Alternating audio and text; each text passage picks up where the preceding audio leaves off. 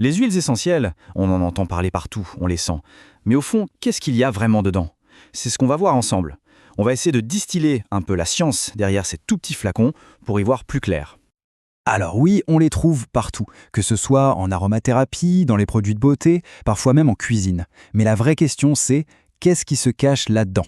C'est un peu le fil rouge de notre exploration aujourd'hui. Allez, c'est parti, on plonge dans cet univers. C'est assez logique finalement. Pour vraiment saisir ce qu'est une huile essentielle, il faut revenir à la base, à l'origine de tout, la plante elle-même. Notre voyage ne commence pas dans un labo, mais bien au cœur du végétal. Alors, première étape de ce voyage, on va essayer de décoder le langage un peu secret de la plante. C'est quoi le but pour elle de fabriquer ces substances? Où est-ce qu'elle les stocke? Et surtout, à quoi ça lui sert? Pour sa propre survie. Et on commence tout de suite avec une petite surprise, parce que malgré leur nom, les huiles essentielles, eh bien ce ne sont pas vraiment des huiles, pas au sens où on l'entend, le côté gras, tout ça. La définition officielle, elle est très claire là-dessus. En fait, ce sont des produits odorants et surtout volatiles. C'est cette volatilité, cette capacité à s'évaporer très vite, qui leur donne leur parfum si caractéristique. Il faut imaginer que la plante n'est pas juste un gros réservoir, non. Elle va fabriquer et stocker ses essences dans des endroits très spécifiques. Parfois ce sont les feuilles, comme pour l'eucalyptus, parfois les fleurs, comme la lavande, ou encore l'écorce, les fruits, les racines. Bref, chaque plante a ses petites cachettes. Et bien sûr, l'emplacement va totalement définir la signature chimique de l'huile. C'est vraiment ça, c'est la boîte à outils de la plante pour survivre.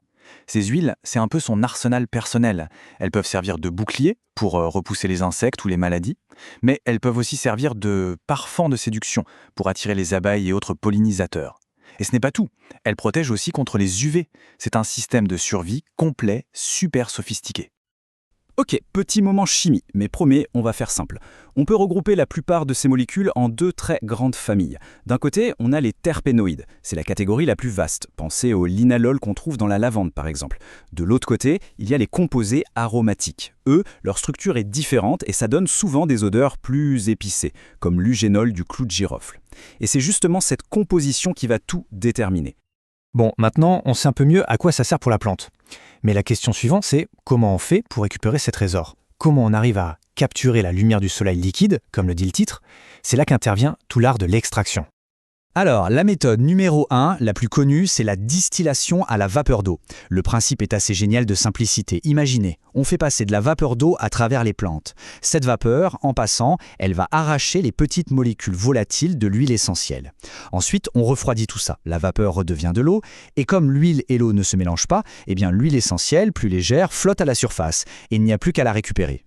La deuxième grande méthode, c'est l'expression à froid. Et celle-là, elle est surtout pour les agrumes. Là, on change complètement de technique, pas de chaleur. On va simplement presser mécaniquement les écorces, les zestes, pour faire éclater les petites poches qui contiennent l'huile. C'est un procédé purement mécanique. L'avantage, c'est que ça préserve les arômes qui sont super fragiles.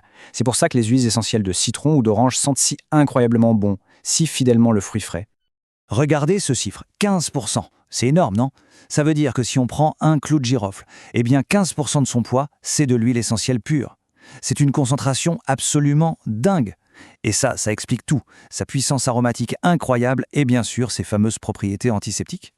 Voilà, on a vu ce qu'elles sont, d'où elles viennent. Mais maintenant, il faut aborder un point crucial. Parce que oui, ces huiles sont puissantes, mais cette puissance, c'est une arme à double tranchant. Un côté bénéfique et un côté potentiellement dangereux. Et le côté bénéfique, il est bien réel et bien documenté.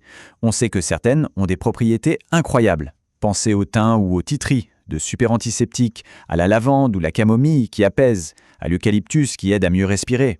Chaque huile a vraiment son propre profil d'action, sa spécialité, qui découle directement de sa composition chimique. Mais c'est un mais vraiment important. Il faut se sortir de la tête cette idée que naturel veut dire sans danger. C'est faux. Une huile essentielle, c'est un concentré de principes actifs extrêmement puissant. Chaque goutte est une petite bombe chimique en quelque sorte. Donc la prudence, ce n'est même pas une option, c'est une obligation. Pour bien comprendre ça, ce graphique est très parlant. Il compare ce qu'on appelle la DL50, la dose létale. En gros, plus le chiffre est petit, plus la substance est toxique. Et là, regardez la différence. D'un côté, l'huile de boldo, avec un chiffre tout petit, donc hyper toxique. Et de l'autre, l'huile de lavande, avec un chiffre très grand, donc une très faible toxicité. Ça montre bien qu'on ne peut pas mettre toutes les huiles essentielles dans le même panier. Bon, après la théorie, un peu de pratique. On va maintenant appliquer tout ça à quelques stars des huiles essentielles. On va passer en revue 4 grands classiques pour voir comment tout ça s'articule concrètement. On commence avec la star, évidemment, la lavande vraie. Son secret, ce sont principalement 2 molécules, le linalol et l'acétate de linalyle. Ce sont elles qui lui donnent ses propriétés calmantes, relaxantes, celles qui agissent sur le système nerveux. C'est vraiment l'huile à tout faire et en plus c'est l'une des plus sûres à utiliser. Ensuite, l'eucalyptus. Lui, c'est le spécialiste de la sphère respiratoire. Son super pouvoir, c'est une molécule qui s'appelle le 1,8 cinéol. Et il n'en contient pas qu'un peu, plus de 70%. C'est ça qui donne cette sensation de dégagement, qui aide à mieux respirer.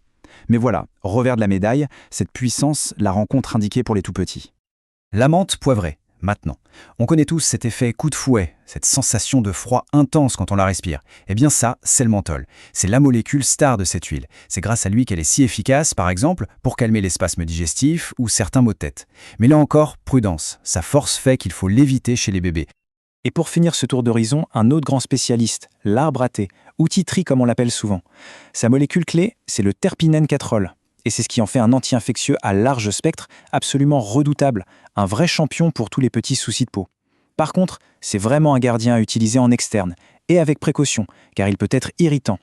Donc, au bout du compte, ce qu'il faut retenir, c'est que dans une seule petite goutte, on a à la fois toute la puissance d'une plante et aussi son potentiel de danger. La question, finalement, ce n'est plus de savoir si ça marche ou pas.